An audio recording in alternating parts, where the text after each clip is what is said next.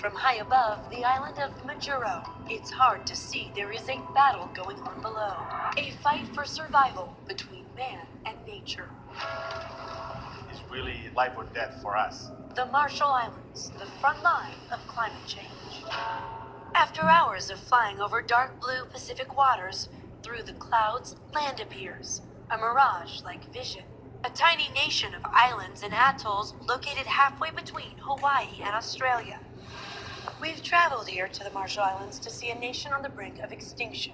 The most extreme predictions say that as soon as 2030, sea level rise could make this place uninhabitable. We're on the main road in Majuro. It is a 2-lane highway. Are we gonna make it? Yeah. It's really narrow here, and from this road, just a matter of feet, there's water. The capital city of Majuro is only 300 feet wide in most places. This thin strip of land is home to over 27,000 people. This is your front yard. Yes. Charlotte Jack lives just steps from the water's edge. Only 16 years old, Water is getting worse. It has reached the seawall. she has grown up with the fury of the ocean. So you never really know when you could get a surge. No.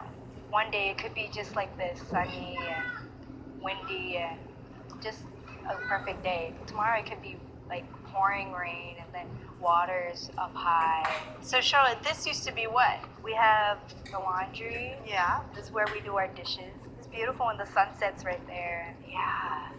You're literally looking right at the sunset. I'm doing dishes and I'm just looking at my view. You're not even looking out a window. You're just looking out. Wow. Charlotte is part of what's called the last generation. Over half of the country's population is under the age of 24. Sometimes I think by the time I graduate and go get my education, try to come back and serve my island, there's no more island, there's no more nation, there's no more culture. And I'm just there, stuck on the mainland, thinking, what could I have done? Earlier this fall, a United Nations report sounded the alarm about the dire consequences of global warming, stating that if the Earth's temperature rises just half a degree more, there will be longer periods of drought, severe heat waves, more sea level rise. And the nation of the Marshall Islands has been one of the loudest voices on the world's stage. We must take every opportunity we can to stay below 1.5 degree limit needed for our survival. The government was instrumental in drafting the Paris Agreement, a landmark measure to curb carbon emissions and combat climate change worldwide. With Paris came to be, it is really our last hope to galvanize the entire global community to say, okay, enough is enough. It is this water that has destroyed this coastline. Once many homes stood here, now most reduced to nothing but rubble, with remnants of lives once lived by people who thought they would be safe. They are working to protect themselves against the wrath of Mother Nature by building concrete seawalls. You can see right there the old seawall that was built around parts of the island, but it's crumbling now. So where they can, the people of the Marshall Islands have built new walls to help protect them. But the question is, how much can it really do? The Minister of the Environment, David Paul, takes us out on the water to show us the scope of the Herculean task at hand. When you look at these seawalls that are already up, how much confidence does it give you that it'll be safe? Fingers crossed. We are near the smaller islands on the outer edge of Majuro and the lagoon, and if the sea level continues to rise, these will be among the first islands to go. We dock on the island of Ineko. This is beautiful.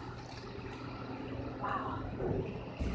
David, when you look all the way down that way and all the way down that way, it's just beach.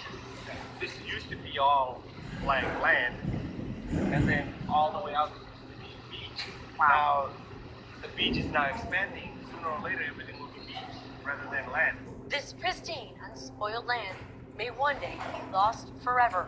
In Marshallese lore, the saying is if you take away their land, their spirits go too. Land here is owned by families for hundreds of years. It's a really feeling of wealth for most Marshallese. Jack Niedendahl is an American expat who has spent decades advocating for the rights of the Marshallese. He says this is not the first time their land and their well-being has come under threat. What the U.S. did out here was horrendous. I mean, there's no other way to describe it. During the Cold War, the United States used the Bikini Atoll as a strategic military position and a testing ground for nuclear weapons. 0 seconds, and the unbelievable explosion detonated. The one weapon that did most of the damage to the northern Marshall Islands was called the Bravo shot, and that was 1,000 times greater than the weapons that were used on Hiroshima and Nagasaki. 1,000 times. Nuclear fallout from that bomb so wide, ash rained down on the outer atolls. For years, the residents there have suffered from birth defects and high rates of cancer. They had to be evacuated from their homes. It would be a long time before the area of the test could be called safe enough for any kind of life to resume there. Today, more than 50 years later, their land is still contaminated by radiation. Describe for me the sacrifice the people here have made for the U.S. Well, they've sacrificed both land and health. As a small reparation for their suffering, the Marshallese are allowed to live and work in the United States without a visa. Over a third of the population has already left, seeking opportunity on the mainland. Soon, the more than 70,000 left behind may have no other choice. Just last year, President Trump would deliver another crushing blow to the islands with this announcement. The United States will withdraw